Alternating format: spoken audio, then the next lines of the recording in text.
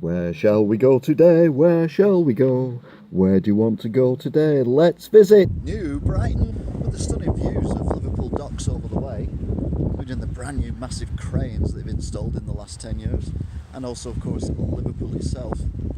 It's quite a surprise that New Brighton never really caught on. A fun fair, although that's sadly closed at the moment, and also the rock shop, which is also closed at the moment. Arcades like this one.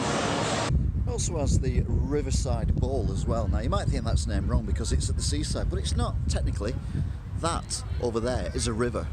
It's the Mersey. We've also got this lovely hotel as well, which is the Queen's Royal Hotel. If you want to stay here for any period of time.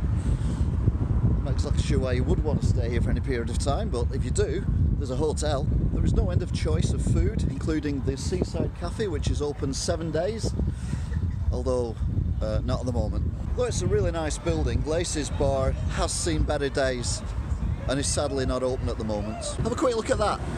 Right, what was that? You think that's a Costa Coffee, don't you? It's not a Costa Coffee. It's a Cafe Creme. It doesn't look anything like a Costa Coffee for legal reasons. Like all towns and cities and villages, there has to be a roundabout. This one's got chevrons on it and a palm tree. So it's the Palm Tree Chevrons roundabout of New Brighton. Hundreds of pounds have been spent on New Brighton to try and get it back to where it never was when the Victorians left 6 months ago. We've got these new buildings on the front, which are very nice. Not very heavily populated, but they're very nice. Including the Chimichanga Mexican Grill and a cinnamon pictures as well, and they've even got a Pizza Express. It's fair to say there's absolutely no one ever been inspired by New Brighton, except of course Banksy. I'm not here to put doubt on anyone's story or whatever, but I'm pretty sure they are not medieval towers from the Norman days.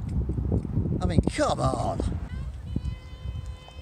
During the Second World War, it was very important to keep the nasty Germans out of England and to stop them bombing places of importance, like for example Liverpool. So what we did was we built little buildings on top of big buildings to stop them. They named the place Fort Perch Rock for obvious reasons, because it's perched on a fort that's perched on a rock, not a lock. When you see a lock, you need to go to Scotland. Or that weird bridge. One of the first things people ask when they come to New Brighton is, how do you get out of New Brighton? Which I think's a bit unfair. I mean, I've been here for about 15 minutes and I'm only just getting the urge now. Well, one way is to get a boat. For example, that one there it is, which will take you all the way to the Isle of Man. Problem is, I think I'd sooner be here than the Isle of Man. I'm Lewis Hamilton and I'm dodging tax, obviously. Less than a 10-minute drive from the prom is the New Brighton Hotel, which looks spectacular. And now it's called the Stag. Being the Victorians' first ever attempts at a holiday town, they got so many things wrong, least of which was they put it on a river. But they did build a shopping centre. But this was before they come up with the canopy idea. So Victorians didn't like coming here because every time it rained, and it rains a lot, they got wet. I'm not exactly sure what part of town I'm in at the moment, but some people have said that New Brighton is merely a shadow of its former self, which I think's unkind. It's always been crap. Some say there may be a drug problem here in New Brighton. I wouldn't. I've been offered cannabis 3 times and crack cocaine twice, and I've only been here 20 minutes. There are some areas in the country where people are that poor that they just don't end up living well, and they may have issues and whatever. But in New Brighton, it even extends to the pets. For example, here we've got a thing, I don't even know what it is, I think it's a pop-up bar, called the bow-legged beagle. So even the beagles have got dietary problems. One thing New Brighton has got going for it is there's plenty of free parking. In fact, everywhere you go, the parking is completely free, which is brilliant. Unfortunately, you don't want to stop here, you want to keep going. So, a bit pointless. There's even this handy map of New Brighton. It's great. The only problem is it doesn't show you how to get out of here.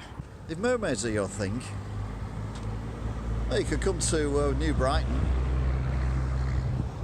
Or you can go see that famous one in that Scandinavian country called Funland. New Brighton bus station. A little bit underwhelmed is the fact that it's just basically single row bus shelters. Lighthouse. I say it's a lighthouse. It's not very light. It weighs over 180 tonnes. So it should be called a heavy house. Never let it be said that the people of New Brighton are not welcoming. Here we have a clown saying, "Welcome to New Brighton." If you ever see this sign, turn round and go the other way. I mean,